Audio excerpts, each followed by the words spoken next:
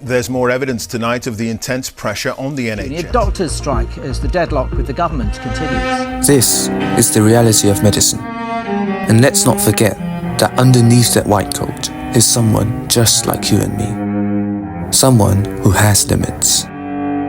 With our doctors reaching their breakpoint, what's the future of medicine in the UK?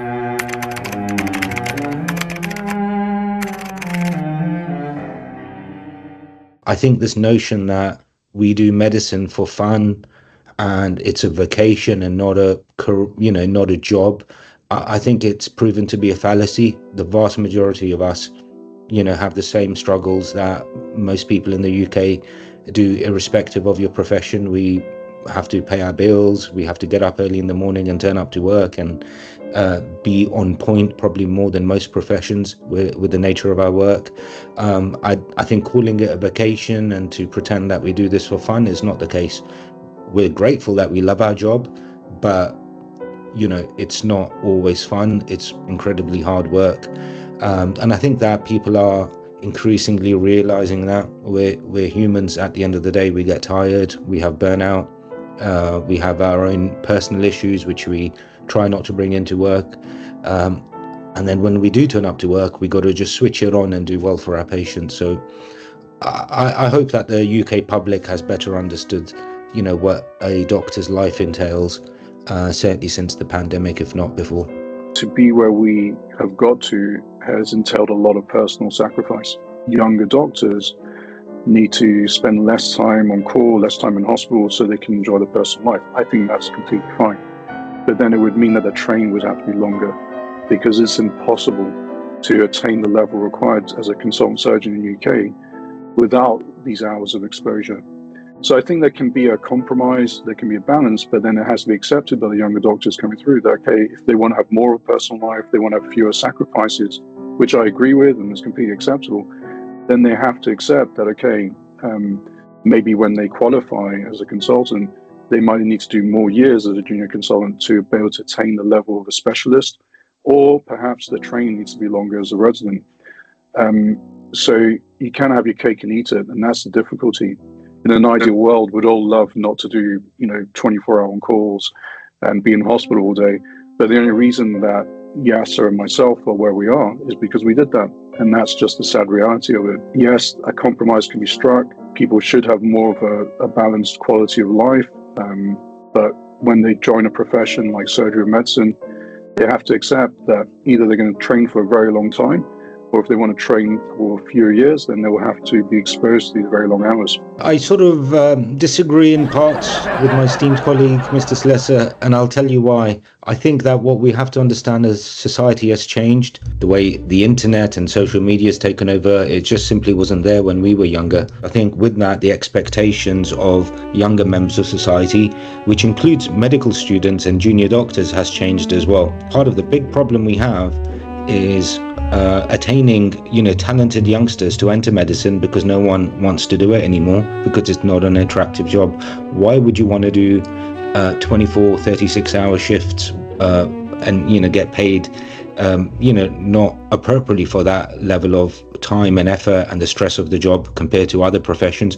Interest in careers in medicine have fallen, certainly in surgical careers dramatically fallen because it is longer hours. But I do think that as doctors we have to appreciate that how we trained is no longer appropriate for the younger generation, and we have to adapt somehow. If that means shorter hours, better pay, better work-life conditions, we have to accommodate these changes. We can't be seen as an archaic profession which doesn't adapt as society changes. The only counterpoint I would say is that medicine and surgery is advancing very rapidly, and the surgeons, for example, are becoming more and more specialized, becoming specialists. With regards to specialism, you need a lot more advanced skills, and so there's just no getting away from the fact that whatever way you do it, it can be in an attractive way, but you do need the hours. We do need to make it a far more attractive profession, but at the end of the day, we mustn't forget our patients as well. Yeah, I guess because if fewer people are going to go into the profession, there will be even more shortage of manpower. and that would just add on more burnout. Yeah, it is. And, the classic example of this is the profession of nursing, which used to be a really attractive profession for a lot of people in this country. It was a really respected job. You were paid relatively well. Nursing students had bursaries, which helped them to get their qualifications. And, you'd have great pride in working in a particular hospital where you trained. But over decade after decade of underfunding, hospitals cannot retain nurses at all. There's massive shortages. It's affecting patient care. And that's exactly the path that the profession of medics and doctors will go down. And we're already struggling with not enough staff. So you can imagine how worse it can get. Yes, completely agree. Is it so wrong that someone in their 20s or 30s wishes to have a bit of a personal life? I don't think so. And is it so wrong that someone who has done 6 years of studies, maybe a postgraduate degree, research, many sacrifices, courses, exams, gets paid the same as a barrister? I don't think so. And we need a change of leadership. Even someone like myself, I left the country at some stage. I went to Australia where the conditions are far better. And this is what's happening in society now, because medicine and surgery are globalized. That is the bottom line. Exactly the same as the economies in the West and in the East. Everything is globalized. So if you qualify from a good medical school in the UK, why wouldn't you go to Australia or United States of America or the Republic of Ireland, where you're going to get paid a lot better and actually have a far better quality of life? Yeah, I completely agree. If you look at the number of junior doctors who are either quitting medicine altogether, or this is after medical school and after a brief period of training in hospital, they're either quitting medicine altogether or they're going to Australia and New Zealand, where they can earn much more money for less work and have a much better quality of life. And it's absolutely unacceptable. In the meantime, what we are then doing is we are then raiding countries in Asia, Africa, in particular, and getting all their doctors over here, leaving a huge sort of hole in the healthcare system in these countries, yet losing our own British trained graduates to overseas countries. And this has been known about for many, many years. There's just been an apathy for medical leadership. Unless we make medicine an attractive career, we're not going to have any doctors left. And I'll just put it into context.